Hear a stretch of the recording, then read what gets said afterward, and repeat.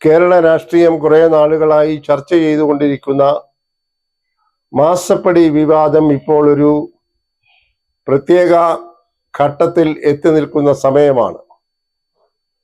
ഈ വിവാദം തുടങ്ങി വെച്ചത് കേരള നിയമസഭയിൽ അംഗമായിരിക്കുന്ന ഡോക്ടർ മാത്യു കുഴൽനാടൻ ആണ്.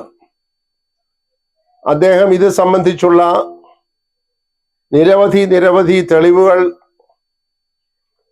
നിരത്തി വെച്ചുകൊണ്ടാണ് കരിമണൽ വ്യവസായത്തിൽ ഏർപ്പെട്ടിരിക്കുന്ന കൊച്ചിയിലെ ഒരു കമ്പനിയായ CMRലും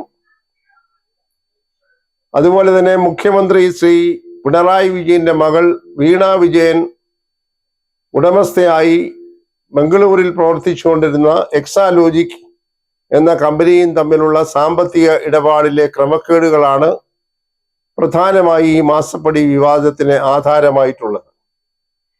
ഇത് സംബന്ധിച്ചുള്ള ആക്ഷേപങ്ങൾ വന്നപ്പോൾ കേന്ദ്ര ഗവൺമെന്റിന്റെ നിരവധി ഏജൻസികൾ ഇതിന്റെ നിജസ്ഥിതിയെക്കുറിച്ച് അന്വേഷണം ആരംഭിച്ചു.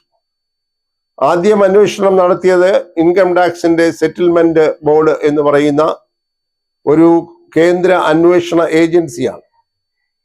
അവർക്ക് അന്വേഷണ ഏജൻസി എന്ന് പറയുന്നതിനേക്കാൾ അപ്പുറമായി സാമ്പത്തികമായി നികുതി അടയ്ക്കുന്നതിൽ വരുത്തിയിരിക്കുന്ന ക്രമക്കേടുകൾ കണ്ടെത്തി പിഴ ഒടുക്കുന്നതിനുള്ള പരിമിതമായ അധികാരം മാത്രമേ ഉള്ളൂ. ശ്രീമതി വീണ വിജയൻ ഉടമസ്ഥയായിരിക്കുന്ന എക്സാലോജിക് എന്ന് പറയുന്ന കമ്പനി ശ്രീ ശശിധരൻ കർത്തായുടെ ഉടമസ്ഥതയുള്ള CMRL എന്ന കമ്പനിയുമായി ഉണ്ടാക്കിയ ഉടമ്പടി പ്രകാരം 1.72 കോടി രൂപ എക്സാലോജിക് കമ്പനി നൽകിയ സേവനത്തിന്റെ പ്രതിഫലമായി പറ്റിയെടുത്താണ് ഈ വിവാദം ആരംഭിക്കുന്നത്. ഇതിനെ സംബന്ധിച്ച് ഇൻകം ടാക്സ് സെറ്റിൽമെന്റ് ബോർഡ് നടത്തിയ പ്രാഥമിക അന്വേഷണത്തിൽ 1.72 കോടി രൂപ ഈ ശശിധരൻ കർത്ത വീണ വിജയന് കൊടുത്തു എങ്കിലും ശ്രീമതി വീണ വിജയന്റെ കമ്പനിയിൽ നിന്ന് യാതൊരു സേവനവും അവർക്ക് ലഭിച്ചിട്ടില്ല എന്നുള്ളതാണ്. അപ്പോൾ യാതൊരു സേവനവും ലഭിക്കാതെ 1.72 കോടി രൂപ ശ്രീമതി വീണ വിജയന് കൊടുത്തത് ശ്രീമതി വീണ വിജയൻ മുഖ്യമന്ത്രി ശ്രീ പിണറായി വിജയന്റെ മകൾ ആണ് എന്ന ഒറ്റ കാരണത്താൽ ആണെന്നാണ് രാഷ്ട്രീയമായി വിലയിരുത്തപ്പെട്ടത്. ഈ കരിമണൽ വ്യവസായത്തിന് അവിഹിതമായ ചില സ്വാധീനങ്ങൾ ചെലുത്തുന്നതിനും കരിമണൽ വ്യവസായത്തിന് ആവശ്യമായ ധാതുമണൽ നിയന്ത്രണമില്ലാതെ സമാഹരിക്കുന്നതിന് മറ്റുമൊക്കെയുള്ള സൗകര്യങ്ങൾ ശ്രീ ശശിധരൻ കർത്തായിക്ക് ലഭിക്കും എന്നുള്ള പ്രതീക്ഷയിൽ മുഖ്യമന്ത്രിയിൽ നിന്ന് ആനുകൂല്യം പരോക്ഷമായി പറ്റാമെന്നുള്ള പ്രതീക്ഷയിലാണ് യാതൊരു സേവനവും പറ്റാതെ 1.72 കോടി രൂപ ശ്രീമതി വീണ വിജയന് കൊടുത്തത് എന്നുള്ളതാണ് കേസിന് ആധാരമായിട്ടുള്ളത്. ആ വസ്തുത ഇതുവരെ കർത്തായാകട്ടെ ശ്രീമതി വീണ വിജയനാകട്ടെ നിഷേധിച്ചിട്ടില്ല.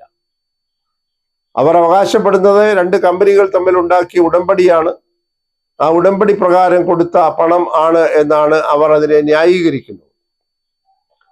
എന്നാൽ ഇതിനെ സംബന്ധിച്ച് തുടരന്വേഷണം വേണമെന്ന് ഇൻകം ടാക്സ് സെറ്റിൽമെന്റ് ബോർഡിന്റെ കണ്ടെത്തലിൽ നിന്ന് മനസ്സിലാക്കിയപ്പോൾ കമ്പനി നിയമപ്രകാരം അധികാരമുള്ളതായ SFIO എന്ന് പറയുന്ന ഒരു ഏജൻസിയും രംഗത്തിറങ്ങി. അവരും വളരെ വിശദമായ അന്വേഷണം നടത്തിയപ്പോൾ ഈ സാമ്പത്തിക ഇടപാടുകളിൽ ക്രമക്കേടുകൾ ഉണ്ട് എന്ന് കണ്ടെത്തിയിരിക്കുകയാണ്.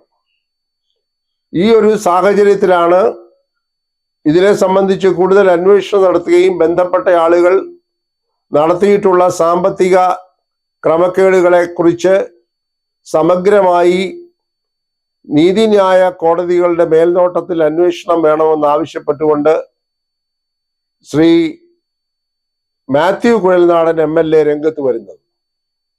അദ്ദേഹം ആദ്യം ഇത് വിജിലൻസ് ഡയറക്ടർക്ക് ഇത് സംബന്ധിച്ച് പരാതി നൽകി. വിജിലൻസ് ഡയറക്ടർ സ്വാഭാവികമായി സംസ്ഥാന സർക്കാരിന്റെ കീഴിലുള്ള ഒരു ഉദ്യോഗസ്ഥനായതുകൊണ്ട് നീതി ലഭിക്കാൻ സാധ്യതയില്ല, ഗവൺമെന്റിനെ സംരക്ഷിക്കുന്ന രീതിയിൽ, പ്രത്യേകിച്ച് പിണറായി വിജയനെ സംരക്ഷിക്കുന്ന രീതിയിലായിരിക്കും അവർ അന്വേഷണം ഇടയുള്ളത് എന്ന് മനസ്സിലാക്കിയ ശ്രീ മാത്യു കുഴൽനാടൻ നേരെ വിജിലൻസ് കോടതിയിൽ കേസ് കൊടുക്കുകയാണ് ഉണ്ടായത്. വിജിലൻസ് കോടതിയിൽ കോട്ടയത്തും മൂവാറ്റുപുഴയുമുള്ള വിജിലൻസ് കോടതികളിൽ കേസ് കൊടുത്തതിനെ തുടർന്ന് ഈ കേസിന്റെ പല ഘട്ടങ്ങളിലായി വാദപ്രതിവാദങ്ങൾ നടന്നു. ശ്രീ മാത്യു കുഴൽനാടൻ ആരോപിച്ച, നേരത്തെ സൂചിപ്പിച്ച ആരോപണങ്ങളെല്ലാം കോടതിയിലും അദ്ദേഹം ആവർത്തിച്ചു. എന്നാൽ കോടതിക്ക് ഈ നടത്തിയതായ ആരോപണങ്ങളൊന്നും വേണ്ട രീതിയിൽ രേഖകൾ കൊണ്ട് പിന്തുണച്ചില്ല എന്ന് കണ്ടെത്തുവാൻ സാഹചര്യമുണ്ടായി. അങ്ങനെയാണ് വിജിലൻസ് കോടതി ശ്രീ മാത്യു കുഴൽനാടന്റെ കേസ് തള്ളിക്കൊണ്ട് മെയ് മാസം 7-ാം തീയതി വിധി പുറപ്പെടുവിച്ചത്. ആ വിധിയെ ചൊല്ലിയാണ് ഇപ്പോൾ രാഷ്ട്രീയ വൃത്തങ്ങൾ ചർച്ച ചെയ്തുകൊണ്ടിരിക്കുന്നത്. ഇത് മാത്യു കുഴൽനാടന് മാത്രമല്ല, UDF-നും ഏറ്റ ഒരു തിരിച്ചടിയാണ് എന്ന രീതിയിൽ LDF പ്രചാരണം അഴിച്ചുവിട്ട് കഴിഞ്ഞു. അവർ അടിയന്തരമായി കൂടിയ സെക്രട്ടേറിയറ്റ് യോഗത്തിലൊക്കെ ഇത് അവർക്കൊരു വലിയ അംഗീകാരമാണ് ഈ വിധി എന്ന മട്ടിലാണ് വ്യാഖ്യാനം ചെയ്തുകൊണ്ടിരിക്കുന്നത്. ഒരു ശല്യക്കാരൻ വ്യവഹാരിയായി, രാഷ്ട്രീയ ധാർമ്മികത ഇല്ലാത്ത ഒരു പ്രവർത്തകനായി ഒക്കെ ശ്രീ മാത്യു കുഴൽനാടനെ ചിത്രീകരിച്ചുകൊണ്ടുള്ള പ്രസ്താവനകളാണ് CPM-ന്റെ ഭാഗത്തു നിന്നുണ്ടായിക്കൊണ്ടിരിക്കുന്നത്. കൂട്ടത്തിൽ അവർ ഇതുവരെ ഈ CMR-ലും ശ്രീമതി വീണ വിജയനും ഉൾപ്പെടുന്നതായിട്ടുള്ള സാമ്പത്തിക ക്രമക്കേടുകളൊക്കെ സാധൂകരിക്കത്തക്ക രീതിയിലാണ് വ്യാഖ്യാനങ്ങൾ നൽകിക്കൊണ്ടിരിക്കുന്നത്. എന്നാൽ ശ്രീ മാത്യു കുഴൽനാടൻ പ്രതികരിക്കുന്നത് ഇത് ഒരു വിചാരണ കോടതിയിലെ വിധി മാത്രമാണ്. വിജിലൻസ് കോടതിയാണെങ്കിലും ഒരു വിചാരണ കോടതി എന്ന പദവിയിൽ പ്രഖ്യാപിച്ച വിധിയാണ് ഇത്. അന്തിമമായ വിധിയല്ല. ഇതിനെതിരായി മേൽക്കോടതികളിൽ കേസുമായി മുന്നോട്ട് പോകും. അതിനാവശ്യമായ രേഖകളൊക്കെ തൻ്റെ പക്കലുണ്ട്. കരിമണൽ വ്യവസായത്തിൽ ഈ ശശിധരൻ കർത്ത നടത്തുന്ന സാമ്പത്തിക ക്രമക്കേടുകൾ, അതുപോലെ തന്നെ രാഷ്ട്രീയ കക്ഷി നേതാക്കന്മാരെയൊക്കെ പ്രീണിപ്പെടുത്താൻ വേണ്ടി ഒളിഞ്ഞും തെളിഞ്ഞും നൽകുന്ന വൻപിച്ച സംഭാവനകൾ, അതുപോലെ നികുതി വെട്ടിപ്പിന് വഴിവെക്കുന്നതായിട്ടുള്ള പല നീക്കങ്ങൾ, ഇതെല്ലാം പുറത്തു കൊണ്ടുവരത്തക്ക രീതിയിലുള്ള രേഖകളുമായി ശ്രീ കുഴൽനാടൻ മേൽക്കോടതിയിലേക്ക് പോകാനുള്ള ഒരുക്കത്തിലാണ്. അതുകൊണ്ട് ഇപ്പോൾ ഇത് വൻപിച്ച വിജയമാണ് എന്ന് കൊട്ടിഘോഷിക്കുന്ന ഇടതുപക്ഷ ജനാധിപത്യ മുന്നണിക്ക് ഒരു പക്ഷേ ഇനിയും ഇതിന്മേലുള്ള വിധികൾ മറ്റു കോടതികളിൽ നിന്ന് വരുമ്പോൾ പറഞ്ഞതൊക്കെ തിരുത്തേണ്ടതായി വന്നേക്കാം. കാരണം എപ്പോഴും ഒരു കേസിനെ സംബന്ധിച്ച് രാജ്യത്തിന്റെ പരമോന്നത നീതിപീഠമായ സുപ്രീം കോടതി വിധി പുറപ്പെടുവിക്കുമ്പോൾ മാത്രമേ ആ കേസ് പൂർണ്ണമായി അല്ലെങ്കിൽ പൂർത്തിയായി എന്ന് പറയാനാവുകയുള്ളൂ. അതുകൊണ്ട് ഒരു ദീർഘമായ നിയമയുദ്ധത്തിലേക്ക് ഇത് വഴിതെളിച്ചിട്ടുണ്ട്. ആ നിയമയുദ്ധം ഉണ്ടാകും എന്ന് തന്നെയാണ് ശ്രീ കുഴൽനാടൻ പറയുന്നത്. അതുകൊണ്ട് CPM-ന് ഇത് ഒരു വലിയ ആശ്വാസമായി എന്നുള്ള വിലയിരുത്തൽ അത്ര ശരിയായില്ല എന്നാണ് അദ്ദേഹം ഇതിനെ സംബന്ധിച്ച് പ്രതികരിച്ചുകൊണ്ടിരിക്കുന്നത്. ഇതൊന്നും വകവയ്ക്കാതെയാണ് ശ്രീ പിണറായി വിജയൻ കേരളം ചൂടുകൊണ്ട് കത്തി അമരുമ്പോൾ ഇതൊന്നും വകവയ്ക്കാതെ അദ്ദേഹം കുടുംബസമേതം പരിവാരങ്ങളോടെ ഒരു ഉല്ലാസയാത്രയ്ക്കായി വിദേശ രാജ്യങ്ങളിലേക്ക് പുറപ്പെട്ടിരിക്കുന്നു. അതിനെ സംബന്ധിച്ച് CPM-ന്റെ ഇടതുപക്ഷത്തിന്റെ LDF-ന്റെ കൺവീനറായ ശ്രീ EP ജയരാജൻ പറഞ്ഞത്, അദ്ദേഹത്തിന് ബന്ധുക്കളെ കാണാൻ പോകാനുള്ള സ്വാതന്ത്ര്യമില്ലേ, അതിന് നിങ്ങൾ എന്തിനു ഇടപെടണം?